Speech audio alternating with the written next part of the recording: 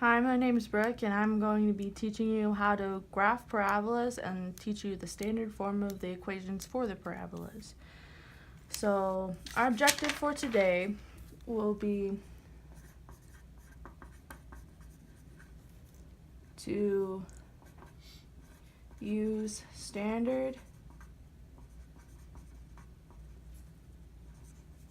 forms of parabola equations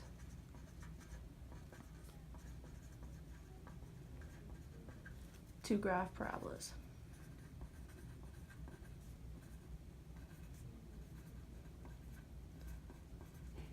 So the first thing we have to know before even starting on the equations is that for a horizontal parabola, your standard form equation would be y minus k squared equals 4px minus h. And your vertical equation will be x minus h squared equals 4p y minus k. And to find your vertex will be h comma k, and that's a coordinate, and then your focus is also a coordinate, and it'll be h plus p comma k. And then your axis of symmetry will be y equals k. The directrix is x equals h minus p. And then how do you determine your opening of the graph, which way the graph is going to go? If p is greater than 0, it opens to the right for a horizontal.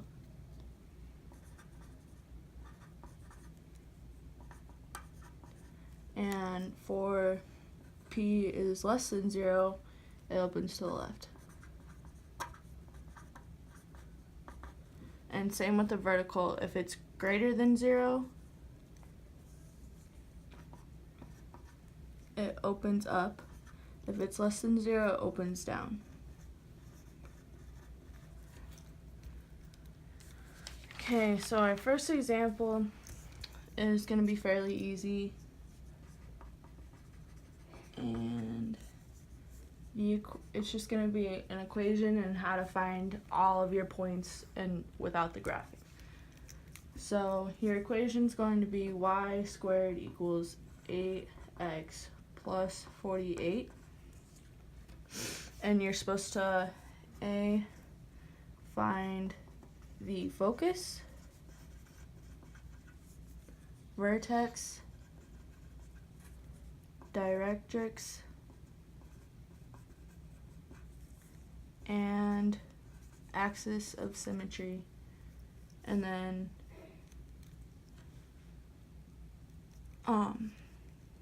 so the first thing you have to do is, and then B is you have to graph it.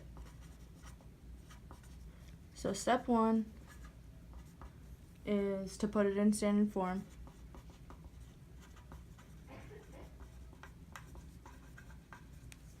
So how this would look was y squared equals 8x plus 48 is your original equation.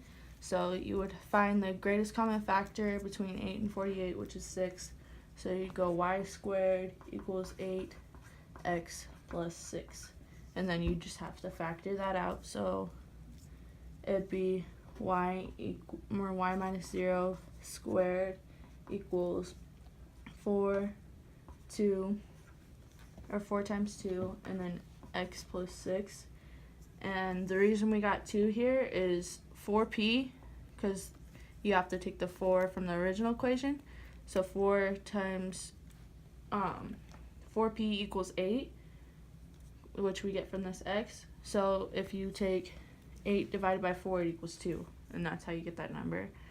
And so right from the bat, you can tell h equals negative 6 if you set this equal to 0, and k equals 0.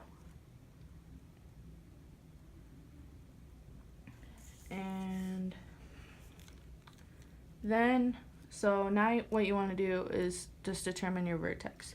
So your vertex is h comma k, so that one's easy. So your vertex is -6, 0.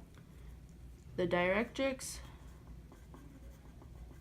is x equals -8, because that's the that's the x equals h minus p. And then your focus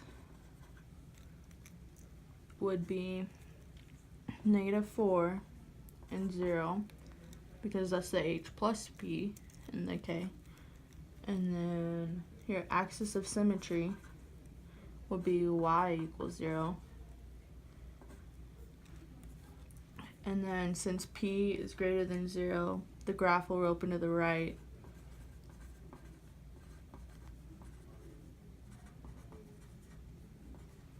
And we know that it's a horizontal graph because it starts with the y. Now we go to our graph paper. Okay, so how you graph for example 1 would be, you have to graph the directrix, vertex, and focus, and then you have to connect them. So what you would do, since you know all these points, you would make your graph,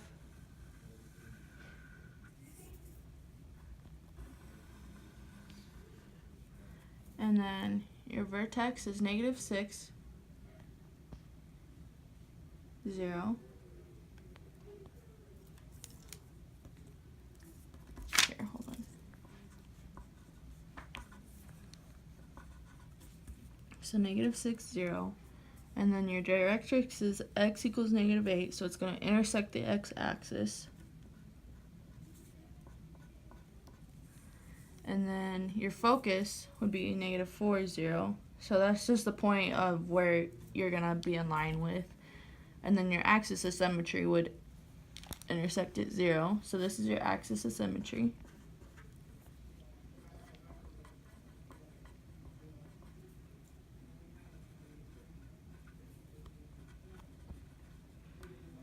And then from there, since you know the parent graph of the function is like that, you would just take it and you'd come and graph like this. And that's what would be your graph. And like I said before, we know it opens to the right and it's horizontal because p is greater than 0, and it starts with the y in our equation, so that's how we know it's horizontal. Okay, so for example 2, we're going to go a little bit harder. And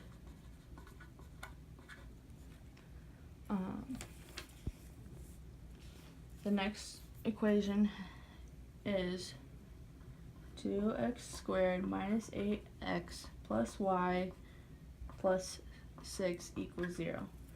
Okay, so we have to write it in standard form, find the focus, vertex, directrix, and axis of symmetry, and then graph it. So for part A is writing it in standard form. You would take the equation and isolate the x terms and the y terms, so you'd have to subtract 6 and subtract y. So it'd be 2x squared minus 8x, and then you'd put that in parentheses, equals negative y minus 6. Now what you would do was you would pull the 2 out, and then be x squared minus 4x, and then you're just completing the square plus, so you have the plus blank equals negative y minus 6, and then you have to add the same thing that goes here over there.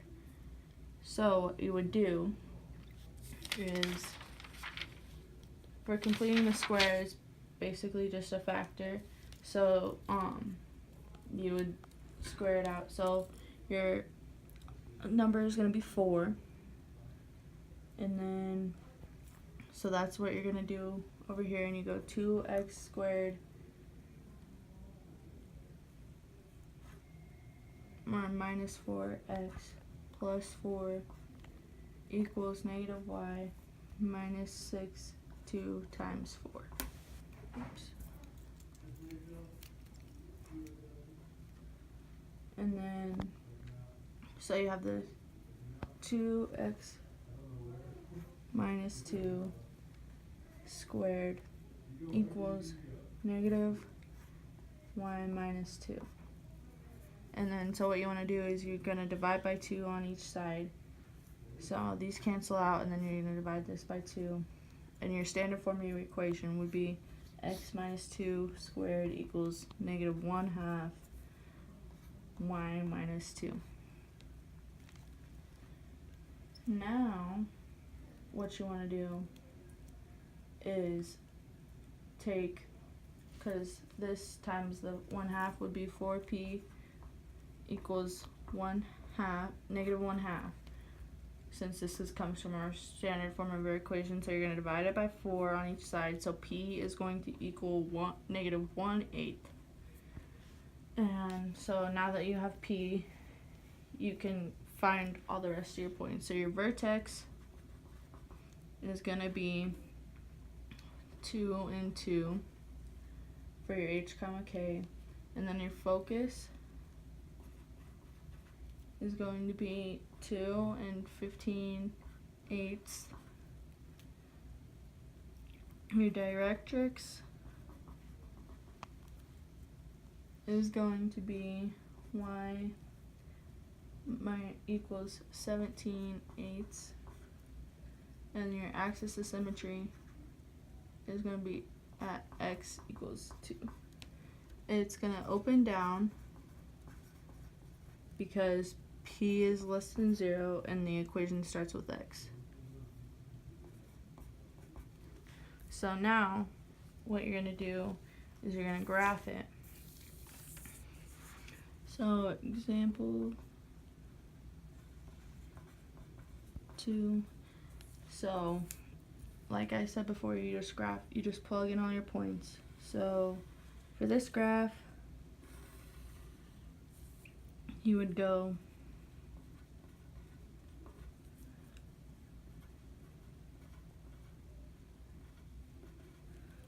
2 and 2 is for your vertex. And then your focus is going to be at 2 and 15/8. So that's going to be just right below your 2, right here. Because if you round that down, that'd be 1 and 7/8. So about 2. And then your directrix is going to be at 17/8. So that's just above your 2. So it's going to intercept the y-axis because it starts with x. So that's your directrix. And then your axis of symmetry is going to be at 2.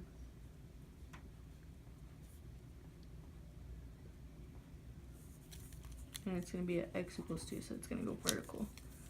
So this way.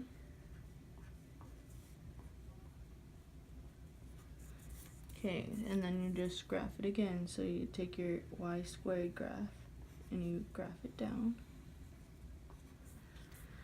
Okay, now for my last example. This one's going to be a real world problem. So example 3.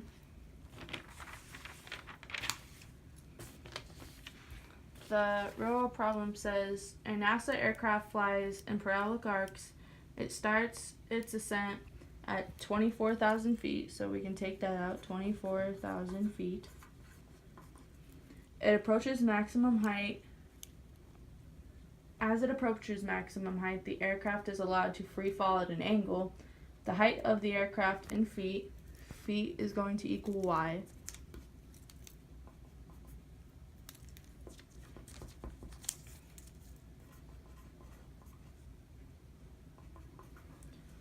And then this is going to be versus the time in seconds, which is going to be your x.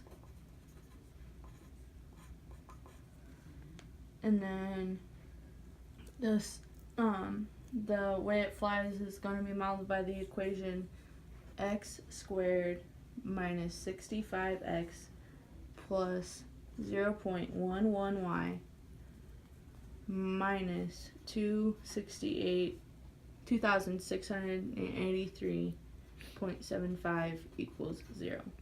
And we're supposed to find the maximum height achieved by the aircraft during its parabolic flight. So step 1, what you have to do again is write it in standard form. So you're going to start with adding this to the equal on the other side of the equals. So plus 2,683.75, and these cancel out. And then you're going to subtract the 0.11y because they're both x and y term, and they're both y terms. So minus 0.11y. So now what you're left with is x squared minus 65x equals negative 0.11y plus 2,683.75. And then now all you gotta do is complete the square again. So what you would get is x squared equals, or minus 65x plus 1056.25 equals negative 0.11y plus 2,683.75 plus 1056.25. Now, you have to subtract these. So what you would be left with was x minus 32.5 squared equals negative 0.11, and then y, or 0.11y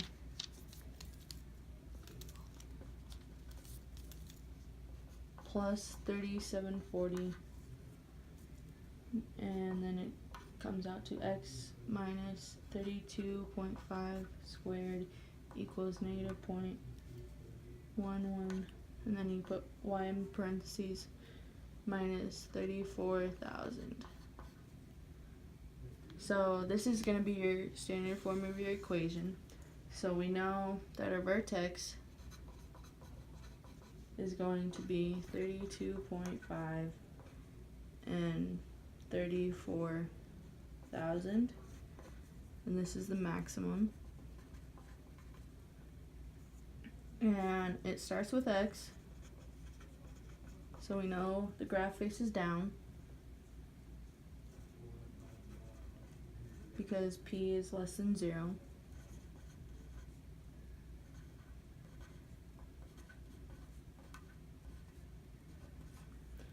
And now what we know is the 32.5 represents the seconds after the aircraft starts its parabolic movements. And so since this is your y value, and we said the feet was going to be y, this is your maximum height.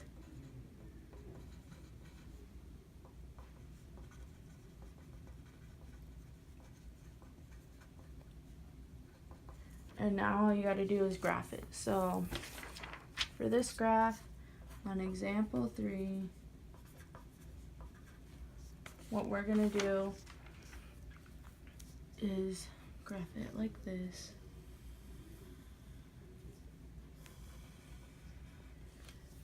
And I'm going to go in increments of 5 for the x. So 5, 10, 15, 20.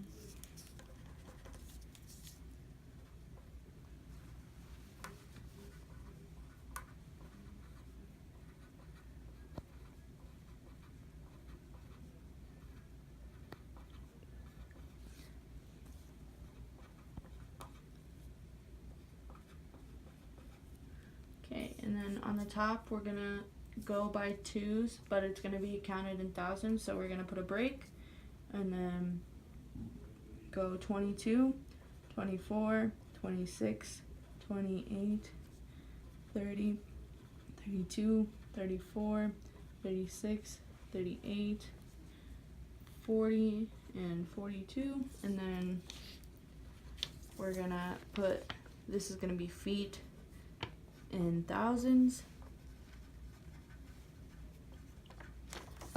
and then so we know our vertex point was 32.5, so that's gonna be on the x, and it's gonna be about right in the middle, and our y was 34, so that's gonna be, this point for your vertex is gonna be about right there.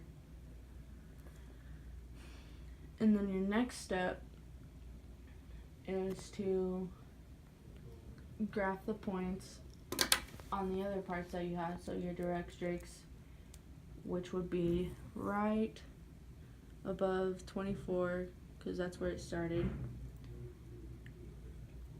And then your other point is going to be right at about 22,000. And then from there you just graph. So this is going to be the parabolic arc it flies in.